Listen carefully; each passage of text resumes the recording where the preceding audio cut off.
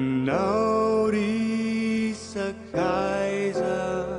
tosahiran-tsaina mandinikany ho avy to tsy mba miadam-po manainy ho ampitso milanja irery ty ziogana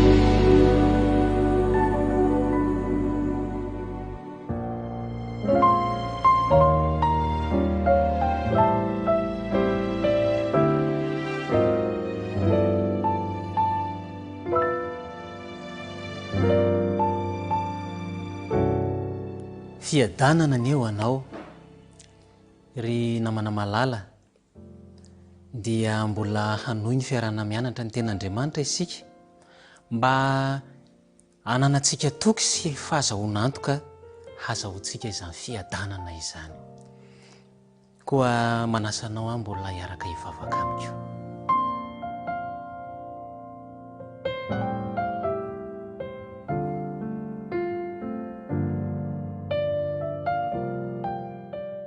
Andriamanitra misaotranao izahay fa tena fanirianao lalina ny andraisanay ny fiadanana avy any aminao koa omeo anay ankehitriny ny famelan-keloka ary hitario lalana izahay mba hahitanay izay tianao atao aminay. Mitenena hatrany Tompo malalo fa vonona iaino izahay amin'ny anaran'i Jesosy. Amen.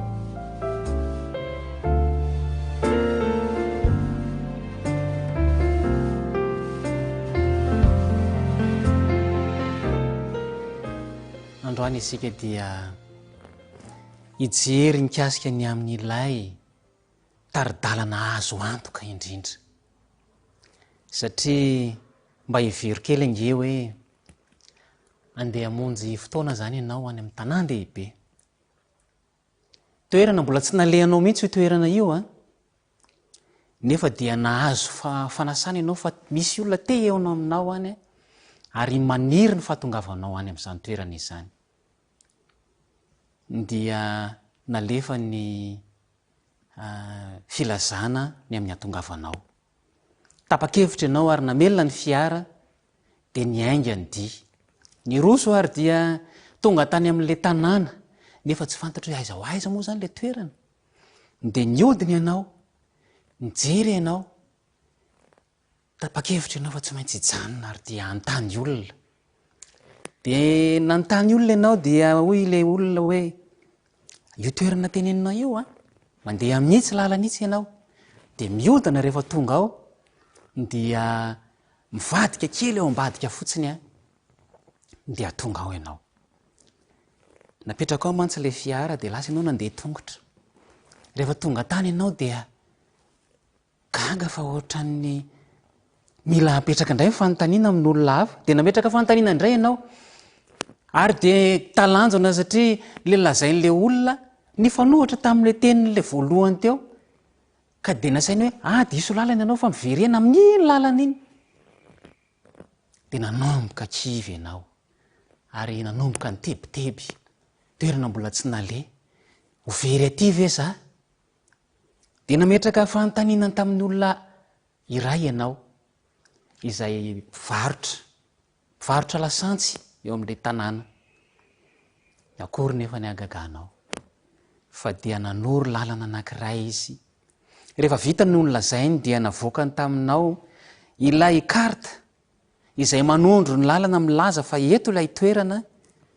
Dia ampifaliana nandraisanao izany ary narosonao ny dianao dia tonga soamatsara ny amin'izany toerana izay alehanao ianao. Ka dia tafahoana soamatsara amin'ilay olona izay nilaina hifanena aminao. Izany tokoa nilana taridalana. Taridalana manoro antsika ho any amin'ilay fiainana. Inona tokoa moa zany izany taridalana manoro antsika ho any amin'ny fiainana izany? Tsy inona izany fa ny Baiboly. Ny Baiboly dia taridalana azo antoka manoro antsika ho amin'ny fiainana.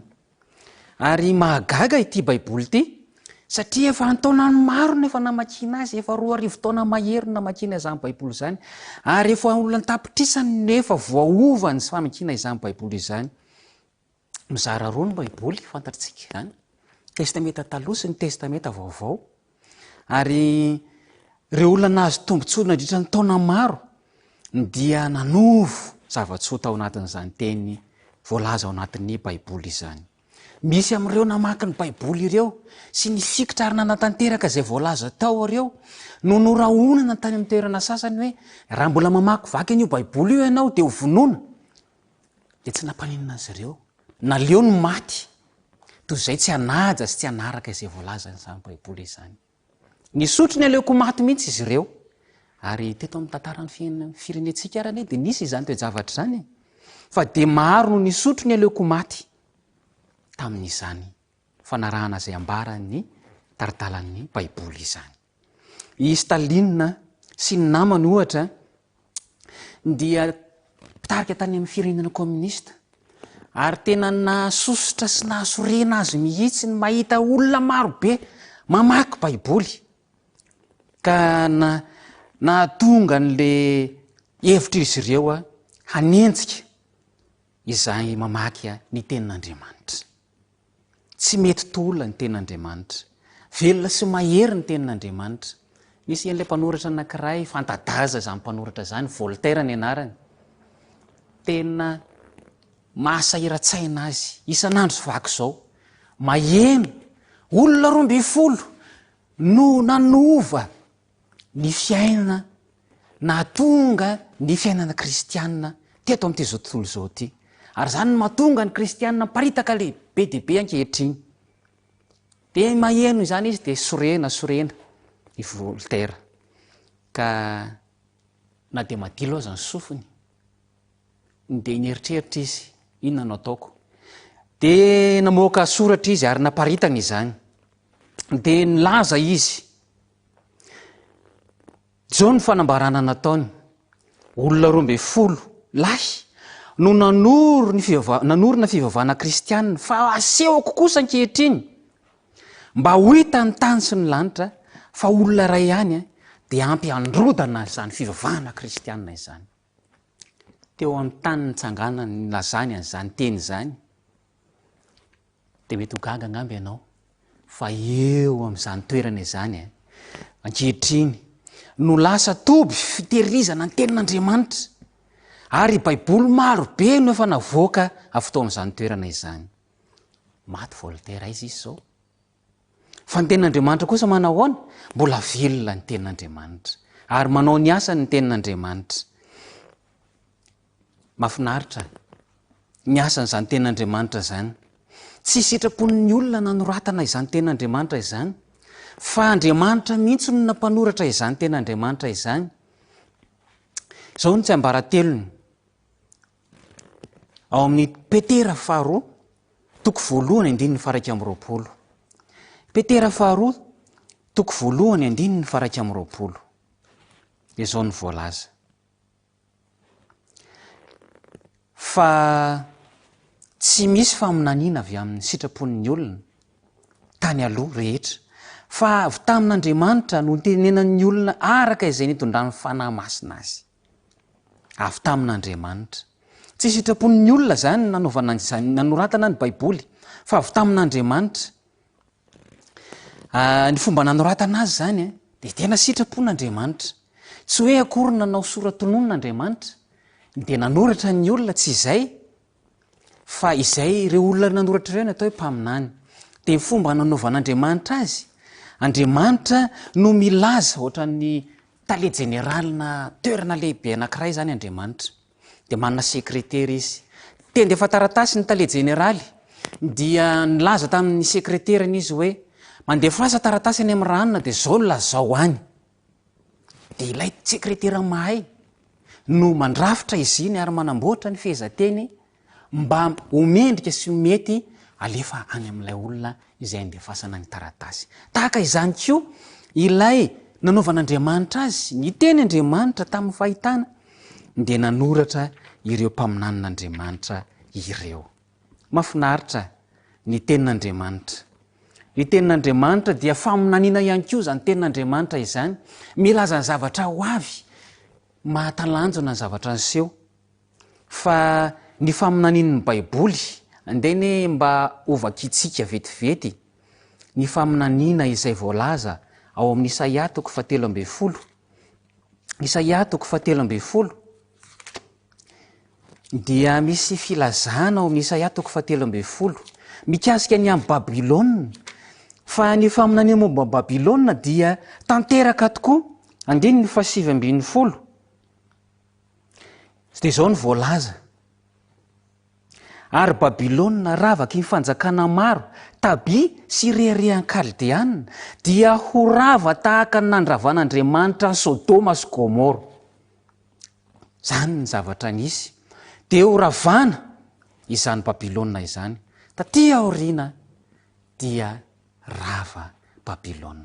Firifiry ireo faminaniana voalaza ao amin'ny baiboly ary firifiry ny efa tanteraka amin'izy ireny ary ny eo amin'ny dalam-panatanterahany sy ho avy tsy maintsy ho tanteraka ny amin'izany faminaniana ny baiboly izany.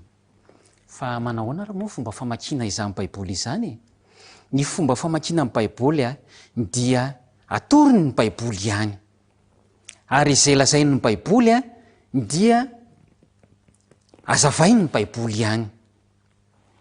Dia izao ny voalaza ao amin'ny Tesalonianina 1:2-7. Tesalonianina 1:2-7. Ary noho izany izahay kosa dia tsy mitsahatra misaotra an'Andriamanitra satria rehefa mandray ny tenin'Andriamanitra izay nitorianay ianareo dia tsy noraisinareo ho tenin'olombelona fa araka izay marina dia ny tenin'Andriamanitra izay miasa ao anatinareo izay mino. Tsy tahaka ny famaky baiboly hafa, boky hafa ny baiboly. Tsy tahaka ny famaky boky hafa ka natao angalana torimaso na ho fampimehezana na ho entina analana andro. Tsy izany. Na ny tsihana fihetseham-po, tsy izany ny famakina ny baiboly. Fa raha izany mantsy dia ho zava-doza izy eo amin'ny fiainanao. Ny fanatanterahana izany.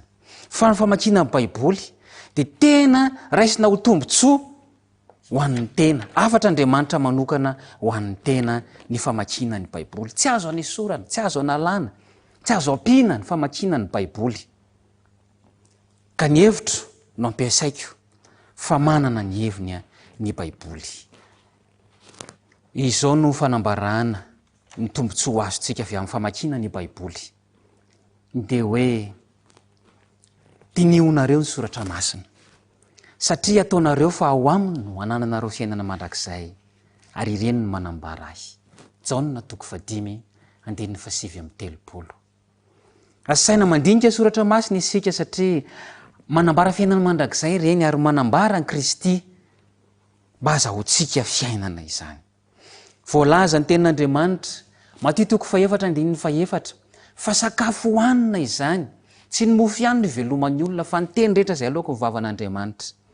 Ary ny soratra masina ihany no milaza ao amin'ny Salamo 7:5-5, teny izay fanta-daza izany ary azoko antoka fa hainao tsara hoe fanilo ny tongotro sy fanazavana ny lalako ny teninao.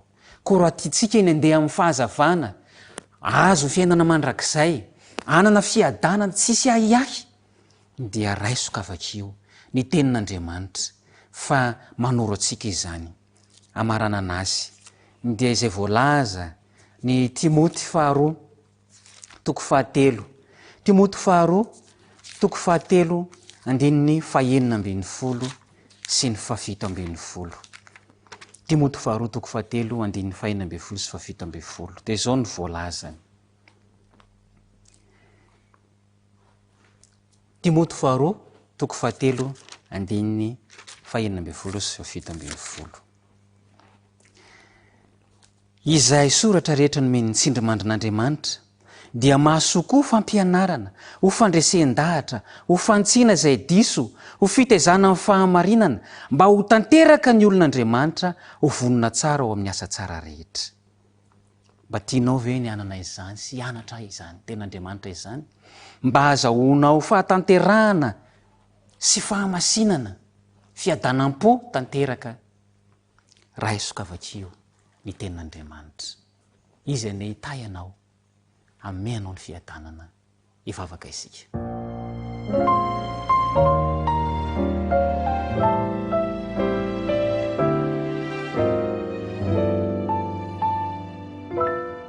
Andriamanitra misaotra anao izay fa natolotra ao anay ny taridalana azahoana fiadanana tanteraka.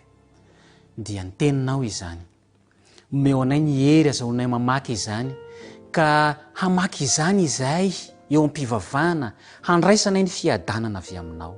Tahaka ireo olona maro izay fa nandray tombontsoa tamin'izany, dia ampio izay mba hanandrana ka hita zavatsoa ao amin'ny teninao mba hanananay fiainana mandrakizay. Misaotra indrindra Ray Malalo, ary amin'ny anaranao Jesosy no angatahanay izany vavaka izany. Amen.